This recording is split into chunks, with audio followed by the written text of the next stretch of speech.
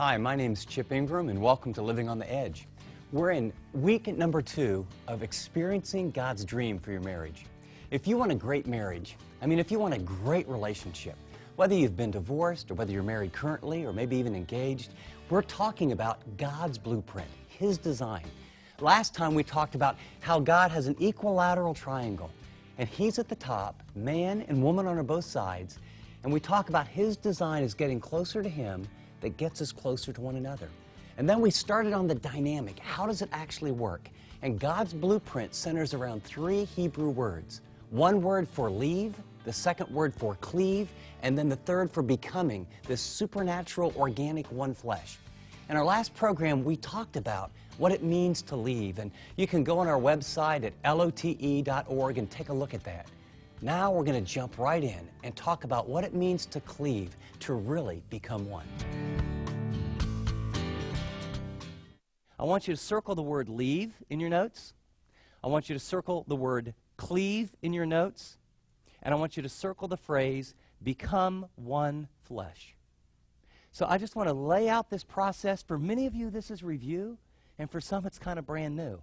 And so I'll give a quick overview of this, and then in the next 5 sessions, we're going to lay out how do you leave, how do you cleave, how do you become one flesh.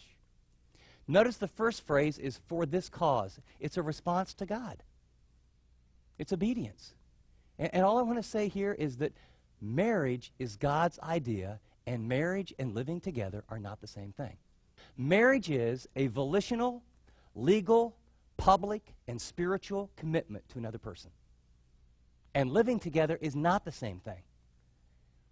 And by the way, 15 years ago, I would say, because God says it and the Bible's true, my background is in sociology and psychology, so I did lots of research in those areas. I can tell you now, 15, 20 years later, the percentage of people who get divorced is much higher if they've lived together. Isn't that interesting? And here's the kicker. Most people want to live together, especially the guys. You know what the research demonstrates? Those people that live together have a far less satisfying sexual life than those who didn't. Notice now then, he says, a man shall leave his father and a mother. The first is a response to God. We say marriage, it's God's way, let's do it God's way. The response to parents is independence. There has to be an emotional and financial detachment from parents. There's no lack of respect. They're still your mother and your father. You honor them, but the relationship changes. And by the way, many a marriage does not work because emotional and financial detachment has occurred. You got to break the former in order to connect with the new. I remember teaching this in a seminar a few years ago, and a lady in between, during coffee, however we all kind of talk, and said, boy, I'll tell you what, that separation thing you talked about, you really need to leave.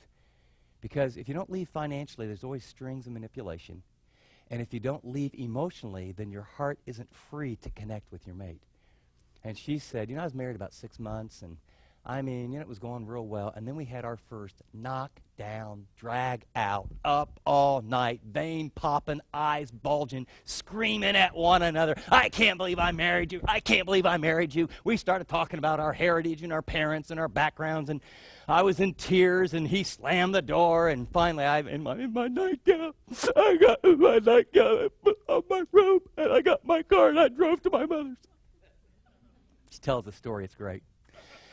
And she says it's like 6 a.m., it's about a 45-minute drive, and the whole drive, just tears, flowing down my face, and how did I marry this guy? It's the biggest mistake I've ever made. It's the biggest fight. I can't believe it. And she goes, I rang the doorbell, and my mom's an early riser, and then I knock on it, and where is she? And you got to picture this. She said, it was one of those doors where, they have little curtains where you can pull the curtains and see who it is.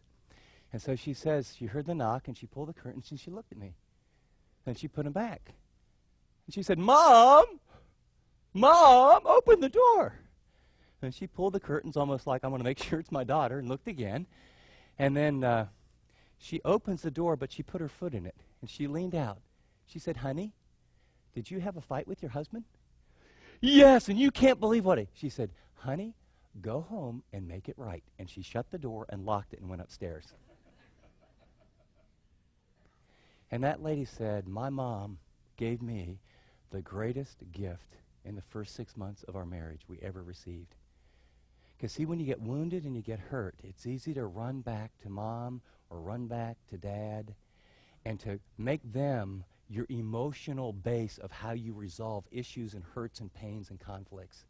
And so there's got to be emotional and financial detachment. And I would say to some of you that are a little bit older and you have, like I have 3 grown kids that are married, be careful with your money. Don't help them too much. You know, when you look back on your life, you think of, you talk to people who've been married 25, 35 years. Boy, those early years, they were tough, they were difficult, but that's what made us. And so what do you want to do? You want to relieve all that pressure from you. Oh, here's a house. We'll give you the down payment for this. We'll take care of this. Oh, your car's broken. We'll repair it. And you have parents now, because we're more affluent than ever before, coming in and solving problems for their kids that were God-given and designed for them to learn to trust and come together. Does that mean you never help? Absolutely not. It means when you give, there's no strings, and you be very careful what you give and how much.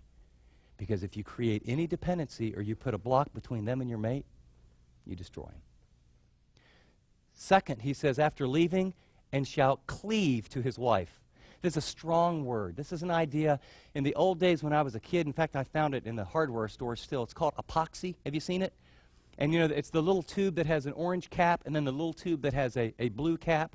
And, I mean, if you really want to glue something, is you get a little piece of cardboard and you pour a little of the blue and a little of the orange and then take a toothpick and you stir it around, and then this chemical bonding occurs that you basically realize you got like 30 seconds to get it on that stuff or it hardens, and then it gets on your finger and it's there for 30 years, right? That's this word. This is you leave and then you bond, you cleave. Where? Every level. I mean, it is an intermeshing of one another at a deep, deep level, physically, spiritually, mentally, and emotionally. It's your souls connected. You leave and you cleave.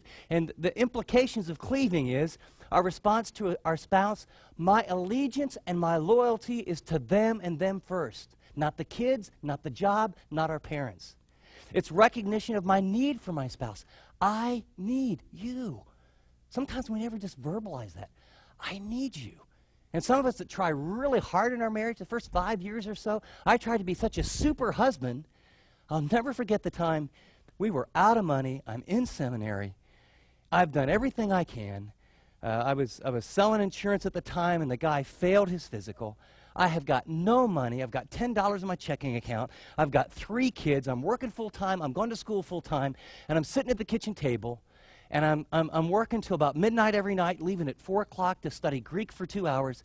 So after about 2.5 years of 4 hours of sleep, I don't care who you are, you look like an idiot. And my emotions were frayed, and I'll never forget sitting at the kitchen table, and I broke. And as a man, most of you understand, I mean, I bawled like a baby. And I'm just crying. I'm thinking, oh my, my wife's going to think she married a weenie. My wife's going to think, but I couldn't hold it any longer. And kind of like a day or two later when you go out for coffee and you talk, and so Teresa says, Chip, in the kitchen? I said, yeah, and I felt kind of ashamed. She goes, in this first 5 years of our marriage, I have never felt closer to you than when you were crying at the kitchen table, and I put my hand on your shoulder and I prayed for you. You know what she was saying? You've been trying to be such a superstar husband. It's nice to see you have need. It's nice to know I bring something that you desperately need. And it can be the man or it can be the woman, but some of us that work so hard and try so hard, we never let the person know, I need you. See, that's what it means to cleave. It means decisions are made, not I do my thing, you do your thing. Let's balance our separate accounts. It's us in focus, and it requires a death blow to the self. The only way you cleave is that's why God makes marriage first in relationship with him and then with one another. For me to cleave to you, then I've got to give up some of that my way, my time, my opinions. And I've got to ask what's best for us. What do we do? You understand? This is the process. And you know what? All the rest of your life, progressively leaving. There's a point in time you do it, but progressively leaving, cleaving. And then notice there's the break, there's the bond, and then now the blend. You shall become one flesh. Notice the verb, it's a process. This is a response to life's pressures and demands. This is putting your relationship ahead of others and other things. As you get married, this becoming one flesh means your relationship matters more. Ladies, take this. Lean back, please. Put your pencil right here. Lean back. Those that have kids. This means your marriage matters more than your kids. And guys, you can sort of lean forward. This means your marriage matters more than your work and your hobbies and who's playing and who's winning and how your fantasy team is doing. I mean, you got to become one flesh. It means you take time and prioritize what? Time for spiritual oneness to occur, time for soul oneness to occur, and time for physical oneness to occur. And you, when you put down your schedule and you see how you're going to do life, you say, the greatest thing for our kids is a great marriage, so we need to work on us first. And the greatest thing for my job is the kind of guy that shows up with his tank full, in line with God and in line with his wife. And you know, after that, enjoy the hobbies and have the fun. But under pressure, what we tend to do is, instead of becoming one flesh, followed by a live-in boyfriend that didn't work out, followed by she hated men. And we never got to know her all that well because, you know, wasn't home very often. But, you know, we're cutting the grass and the little kids and playing basketball in the driveway. And we're just sort of a, you know, little family. And, you know, as you many know our background, Teresa came from a pretty rough childhood. And, you know, I didn't grow up as a Christian. So we're kind of like two pagans, you know, reading the Bible, trying to learn to have this kind of marriage with all the normal ups and downs and kids and struggles. And I remember the moving van came, and she was leaving after being next door for 5, 6, 7 years, and we never really got to know her. Invited over a couple times, but still was pretty surfacey. And we had this window of just, it was really neat. And we said, well, gosh, we're sorry you're leaving, and we wish we could have got to know you better. And she goes, well, you know, because we knew two of the men that she'd been involved with and how it all happened. And she goes, well, you kind of know my story, don't you? I said, yeah. She goes, well, I don't think I ever want to get married ever again. I think men are rotten. I said, well, you know, I didn't know what to say, so I kind of changed the subject or something, you know. What do you say? Yeah, they're rotten. I didn't know what to say, so I kind of, oh, well, you know, I'm sorry, and things like that. And then she said something that was really powerful. She said, but if I ever decided or ever wanted to get married, I'd like to have one like you and your wife have. I said, what? I mean, it's not like we had these deep talks. She goes, when I see how you guys treat one another, and I see you out in the yard with your kids, and, you know, as I hear what happens, because the house is real close. I mean, you didn't need radar, you know. And I thought to myself, she goes, my only hope if I'm going to do any relationship again is that I guess people that really love God and are committed to it have the best chance of making it work. And I want you to know that your marriage is more than physical pleasure or having kids or even solving your loneliness problem. But when you start thinking about working on your marriage and wanting to experience God's dream, it may be the most powerful testimony. You need to sign up for that so that your marriage life reflects the relationship of Jesus and his church. He could have decided on any number of metaphors to describe his relationship with the church, but what did he talk about? The bride and the bridegroom. And so our next 5 sessions are not just about, can you be happier, more fulfilled? Can you have more emotional, sexual, physical, whatever kind of intimacy that you want to have? It's really about God's agenda, not just for you, but God's agenda for his church. And other than the body of Christ living out the truth, I know of nothing more powerful in all the world that will say Jesus is in fact God, that he died for our sins, that he rose from the dead, and there's hope than when he redeems broken people like us and takes people whose marriages haven't worked here and have struggled here and brings them together and makes it new. He is a redeemer. He is a lover of our souls, and no marriage is behind hope. You may be here thinking, you know, boy, we're 15 feet in the hole. Well, God has a 16-foot rope to give you. Well, we're 1,000 feet in the hole. Well, he's got a 1,001-foot rope to lower down. That's what grace is. Where sin abounds, grace superabounds. No one's beyond hope. Will it take a lot of work? Will it take a real commitment? Absolutely. But there's a lot at stake. As we wrap up today's program, I just want to remind you there is hope. You know, when you talk about marriage, I meet so many people and they're discouraged and they've been through a marriage or their marriage isn't going well and they hear something like this and you get a ray of hope. But I want you to know God designed marriage. In the last couple of weeks, we've talked about His blueprint for marriage. We've talked about the process for marriage. And today you heard about the reward. But you know, it's taken a lot of work. I did not grow up as a Christian. I never opened the Bible till I was 18. Both my wife and I, we come from alcoholic families. I mean, if God can put our relationship together, I don't care where you are, what you've been through, God can give you a great marriage. But I want you to know it is tough, and you're going to swim upstream, and it's not a quick fix.